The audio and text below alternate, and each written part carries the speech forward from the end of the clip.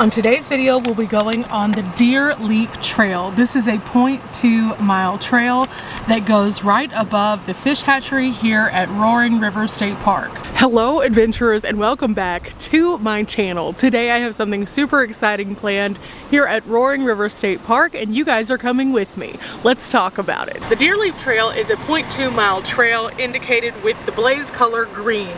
This is considered to be a rugged rating and has several different trail experience markers. Now this particular trail has a few challenging surfaces, including some that can be a little bit more slick if it's rained, so I definitely would suggest wearing some hiking boots. Not to mention there is a trail rating on this one because of the steepness of the incline of the surface. In fact, in some areas you're going up over a 10% grade. Now with that said, it's only 0.2 miles, so it doesn't seem like that much, right? I think we can do this one. It's just going to take a little bit of breathing in and getting up those stairs. The Deer Leap Trail starts right here, right behind the hatchery with a set of stairs. Now the Deer Leap Trail has some of the best views of the park from what I was told. And so once we get up here, there's a viewpoint where we're gonna be able to see all of the hatchery area from above. Now if you haven't seen the hatchery, go check it out in my other video. I definitely think that this one is a good one for you guys to learn a little bit more about why this park is here, why it's so important, and also some of the cool things that there are here just by going to the hatchery. But this place is beautiful, so I'm very excited to see what it looks like from above. So with that said, we can do this. Stair time.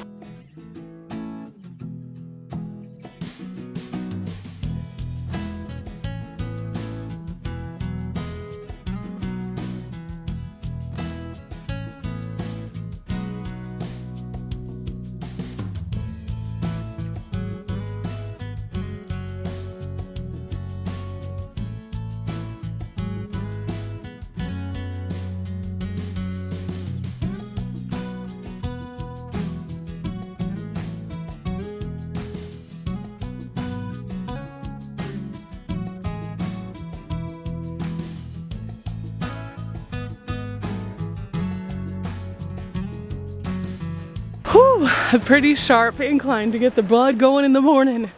But wow, you can see all of the different fish runs. They're down there working right now. You can see where all of the signs are from the historic tour around the hatchery. And it's pretty spectacular up here. You can also see that there's a sign right down here.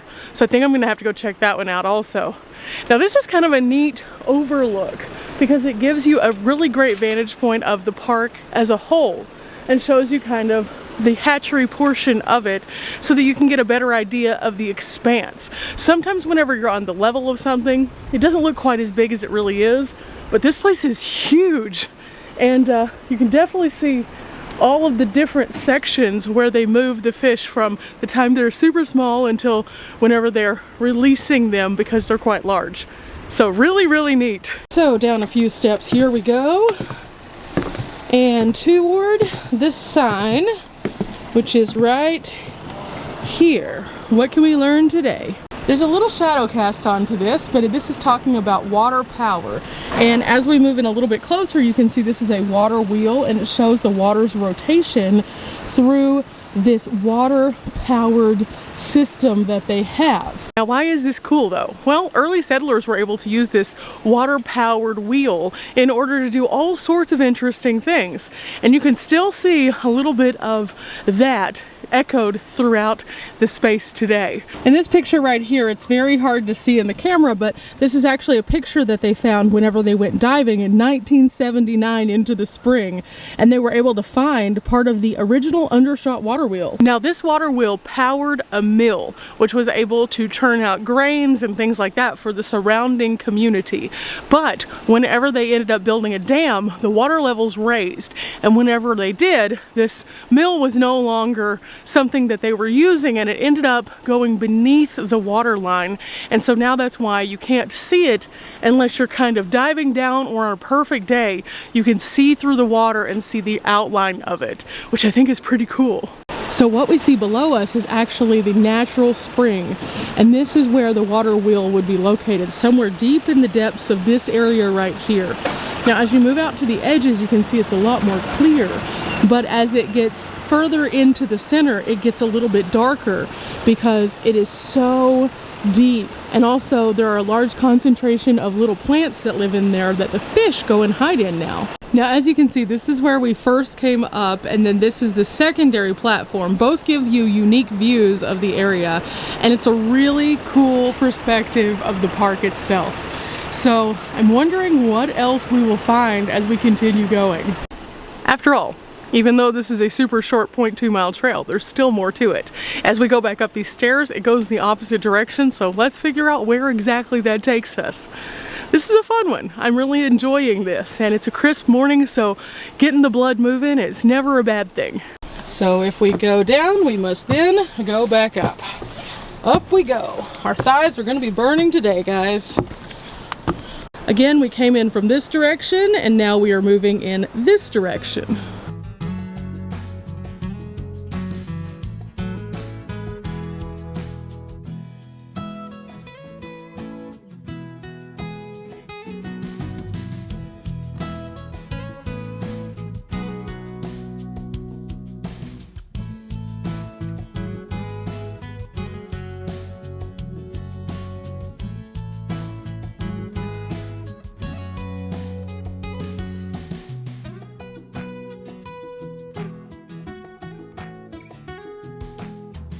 Oh, wow. This is spectacular, and you can probably see there's a little sign here. There's a cave back there. We can't go in there, but there is a cave back there. Let me see if we can kind of see inside it all. Well, we'll check that out, but there's also a sign about the caves. And as we're standing here, things are falling off of the trees and making little pitter-patters. But you can also hear water inside the cave. Now the cave is closed because they're protecting the bats. No one may enter closed caves without a written permit. So if you are a caver and you're interested in going in here, you have to speak to the Department of Natural Resources and make sure that you're approved. But I'm pretty sure that's a harder thing to do. But look at this. You can see there's a very narrow entrance into this cave right here, and it shows us that it looks like it opens up a bit through the back part of the stones there. And then out through this area, you see there's like little trickling of water coming out of what looks to be a pipe. That is crazy. Now, when I get down here, I can see pretty far back in there. It looks like it's a drier cave, but of course Missouri is known for their cave systems. In fact, there are tons of caves in the Missouri area that you can go explore, and I've done many on my channel. But this one is more like a wild cave. So that's pretty cool, right? Well, let's learn a little bit more about the caves in Missouri as a whole, since we can't go in this one though, because this sign has great information. First and foremost, we can see some of the things that might live in this cave. And they include the little bats, which kind of look like little chicken nuggets. That's what they've been referred to at other caves. They have cave salamanders, grotto salamanders, isopods, and amphipods. And all of these are things that you might find living inside of the cave once you get into those super dark places that are basically unable for anyone to see other than these guys right here. It also mentions that there are over 7,000 caves in the state of Missouri alone, and they're constantly finding new ones and trying to trace them to see if they're interconnected or if they're independent freestanding. And you can attribute a lot of that to the kind of stone that we have around us. And so as we're looking at the mountainsides and thinking, oh, that's so beautiful as we go through, you might be rolling over some caves and just don't even know it, which I think is so neat.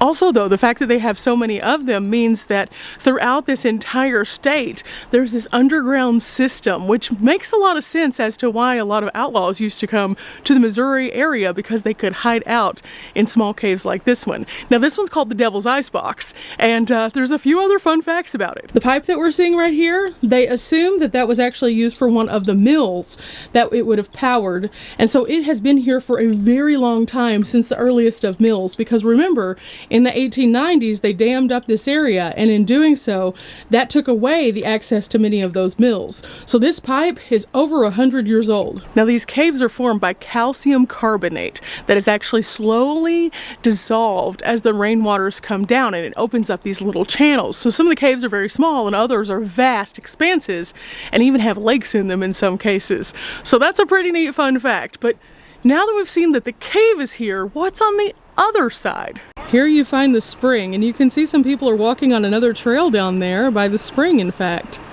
It's a pretty neat perspective to have, and this is why everyone should come to this particular one. It is gorgeous up here. Okay guys, it's time for us to move on, see what else is down here. This has been a great trail despite that upward climb at the beginning, and we're just about to leave the boardwalk area and get onto a trail that looks a little bit more like a regular trail now.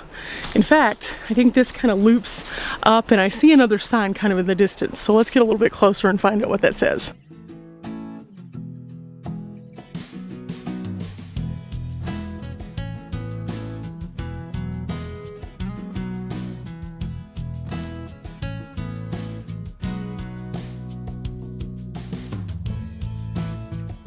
After a brief walk through some uneven surfaces, we made it back to some stairs, but these don't have handrails.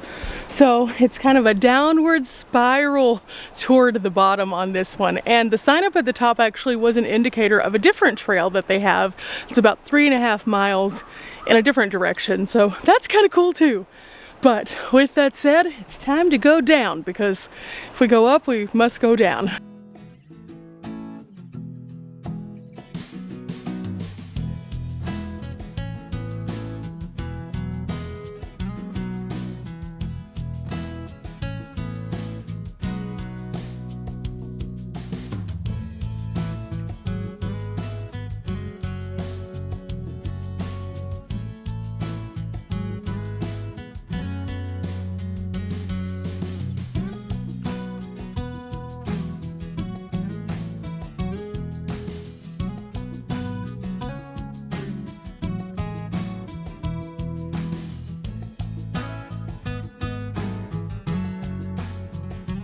Okay, we made it to the bottom of the Deer Leap Trail. 0.2 miles and estimated about 15 minutes. I took a little bit longer so that I could talk to you guys, but you can see steps going up both ways. This was a great trail. I thoroughly enjoyed it. It wasn't anything that was too crazy when it came to the length of it, but it did have the challenges of the uneven surfaces and also the stairs, and it definitely was one to get the blood going in the morning. Beautiful views, spectacular information, and a couple signs to stop off at and learn a little bit more. I definitely encourage you guys to come out to Roaring River State Park and check out some of the trails. There's a plethora of them, and I'm going to be doing a few more for you guys to see as we kind of roll out some more of these videos, just so you can kind of see the natural space that is abundant around us. Remember guys, we're not here for a long time, but we are here for a good time. Things like this definitely are that. Till next time guys, bye!